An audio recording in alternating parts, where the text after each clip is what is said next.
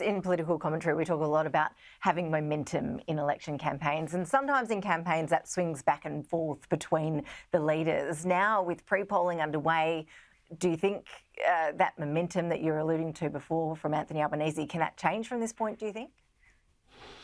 Well, Ash, you watch this stuff as closely as I do, and we know that it's been all one way. Essentially, the coalition peaked well before this election campaign, and it didn't have a policy platform in place that had articulated much beyond nuclear energy and the fact that it wanted to do something about cost of living, but we weren't really quite sure what.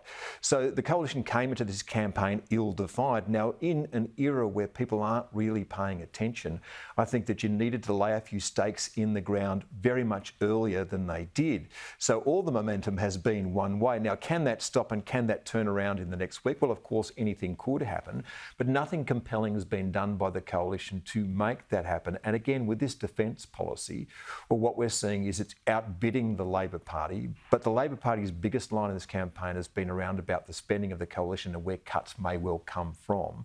So that may just add to that, because the problem we've had from both major parties is they haven't had the compelling case as to why we need this defence spending. There is a really compelling case, but both major parties are now concerned about it offending China, and the reason they're concerned about that is because of large constituencies of Australian Chinese in seats like Bennelong that they don't want to offend.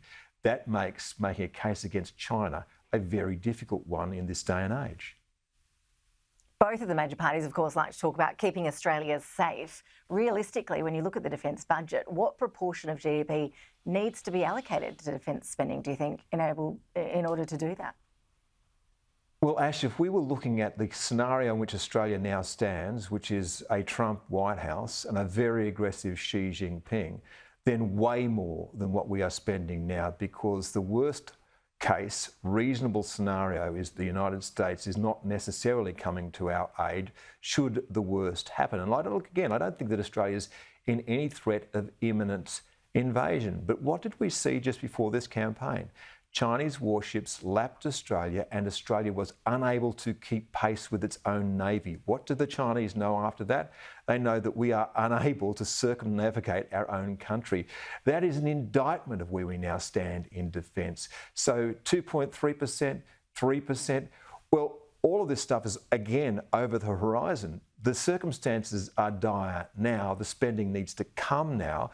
And in order to prepare the population for that spending, you have to make the case as to why these are really dangerous times. And people keep saying that they are, but they're not talking about what is the elephant in the room. And the elephant in the room is certainly China. And now it's also our major ally that we might need to fight alone.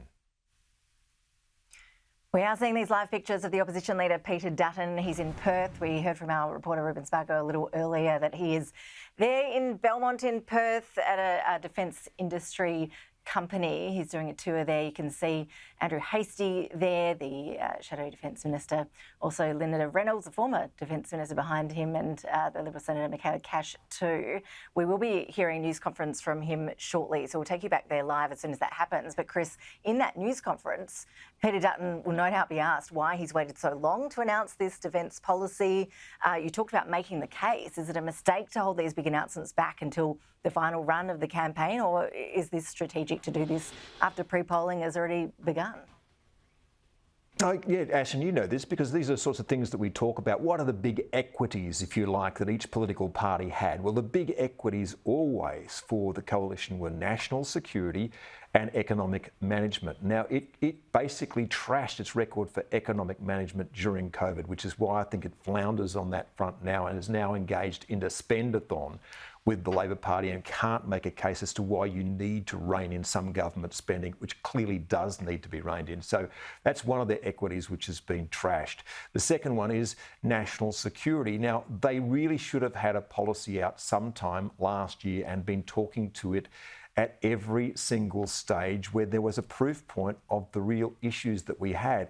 And no bigger proof point could have been drawn than when those Chinese Navy ships were lapping the country. Now, if you'd been making the case for a long time, saying that the defence spending was underdone, you could have said then, the Albanese government says that we have a really good relationship with China now. Well, the last time that we saw a non-allied force firing weapons off the east coast of Australia was when? Was in the Second World War, when the Japanese were doing it. What was the message that was being sent by the Chinese? It is that we can come here anytime that we want and you can do nothing about it. It was a demonstration of force. It was gunboat diplomacy, and the Prime Minister tried to shrug it off and pretty much was allowed to shrug it off because the case hadn't really been made by the coalition. So from my point of view, I think that what the coalition is doing is good. It's just doing too little, too late. Yeah, missed opportunity, no doubt about it. Chris Uhlmann, really appreciate your analysis as always with us. Thanks so much. Thanks, Ash.